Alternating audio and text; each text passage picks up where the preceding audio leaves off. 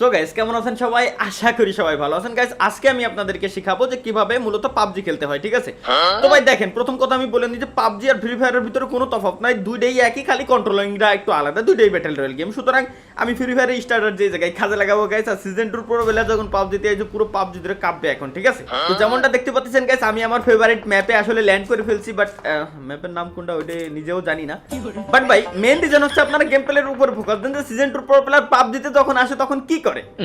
দেখতে পাচ্ছেন যে অলরেডি আমি মোটামুটি আকারে লুটটুট সবকিছু কমপ্লিট করে নিয়েছি গাইস। আমার সামনে আছে এখন একটা বাই বট, প্রো প্লেয়ারের সামনে বলে বট বলো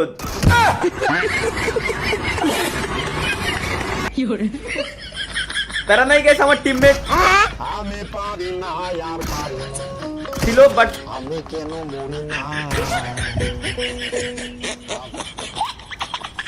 আমরা আসলে দেখতে আসছিলাম যে এখানে মূলত কন্ট্রোলিংটা কি গাইস, সেটিংসটা মূলত কি। এখানে আমাকে এখন ভাবতে হবে আগামী 1 বছর যাবত যে মূলত আসলে সেটিংসটা মূলত কি। আসলে আমার মনে হয় সেটিংসটা করা হয় না, সেটিংসটা করলে আমি ঠিকঠাক মতো খেলতে পারতাম। এটাই হচ্ছে, হ্যাঁ এটা হচ্ছে গাইস মেইন প্রবলেম যে আমার আসলে সেটিংসটা কমপ্লিট করা হয়নি। সেটিংসটা আমি আগে একটু কমপ্লিট করে আসি। ওয়েট बम्मा बहन पे आ जाऊंगा मैं इनकी।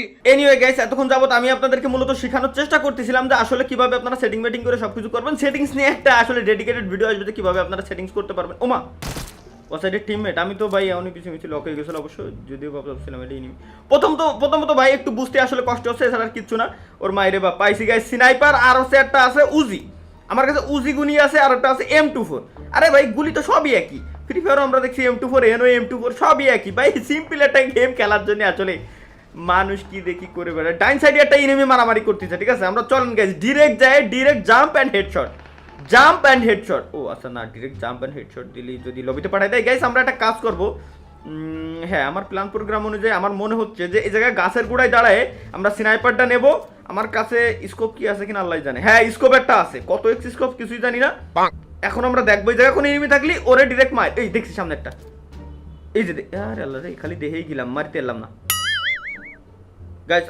আমার মনে হচ্ছে আমার কাছে যেহেতু শর্ট রেঞ্জের গান আছে, আমি কেন ওরা দূর থেকে মারবো গাইস? আমি তো টিপস অ্যান্ড ট্রিক্স দিচ্ছি না আপনাদেরকে, আমি আপনাদেরকে দেখাবো। হ্যাঁ এখন দেখাবো হচ্ছে গাইস কিভাবে আপনারা শর্ট রেঞ্জের থেকে ডিরেক্ট আপনারা মারতে পারবেন। শর্ট রেঞ্জে যায়, শর্ট রেঞ্জে গিয়ে উজি দিয়ে কিভাবে আপনারা মারবেন, লং এর থেকে স্নাইপার না। Let's go guys. ওকে, তো শর্ট রেঞ্জে থেকে উজি মারার জন্য সর্বপ্রথম উজিটা আপনাদেরকে হাতে নিয়ে এরপরে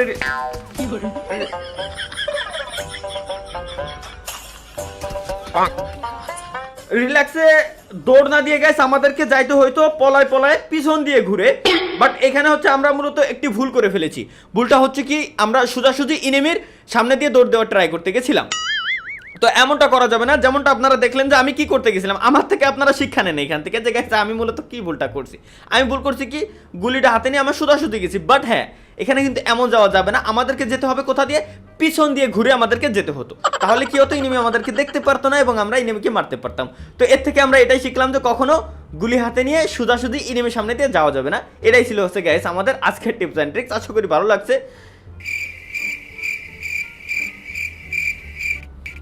নেক্সট গাইস আমরা দেখাবো যে কিভাবে আপনারা স্নাইপ बम्मा बहन पे आ जाऊंगा मैं इनकी।